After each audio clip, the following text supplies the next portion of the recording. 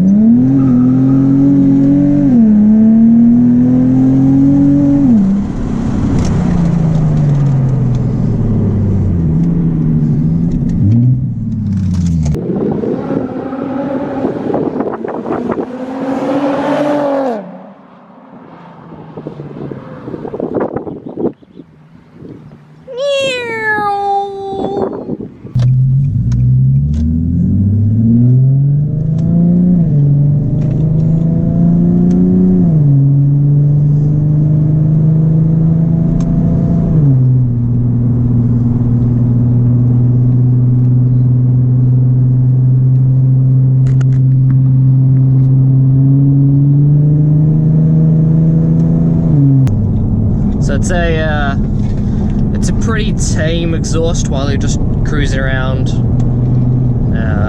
We're at 2,000 revs right now. You can hear it, a little drony, nothing major. Sounds good.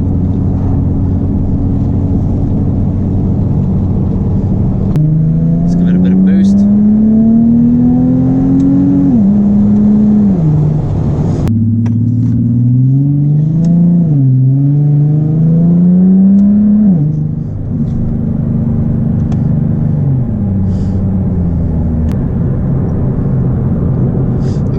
Curious to know if you guys like these kind of point of view driving vlogs, or if you'd rather have me talk to the camera, like put it on the screen, the window and whatnot, and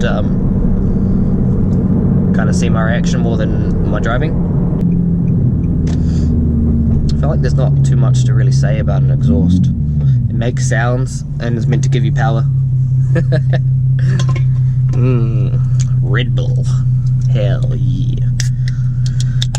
Let's go grab some wings, boys.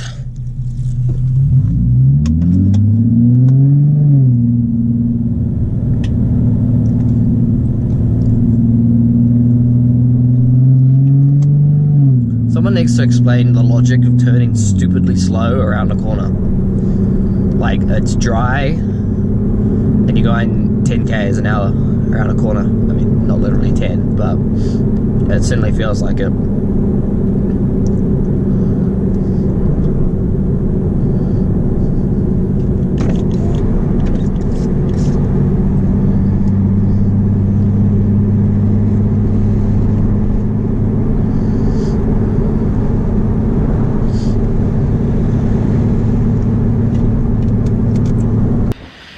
it was just editing the vlog and I realised I forgot to outro it. So let me know if you guys like the point of view style vlogs, or if you'd rather me put a GoPro on the window or something like that and film myself talking to the camera.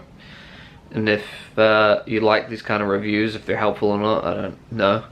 Kind of just putting my 2 cents on the exhaust. If you do like the vlog though, please do like and subscribe. Peace.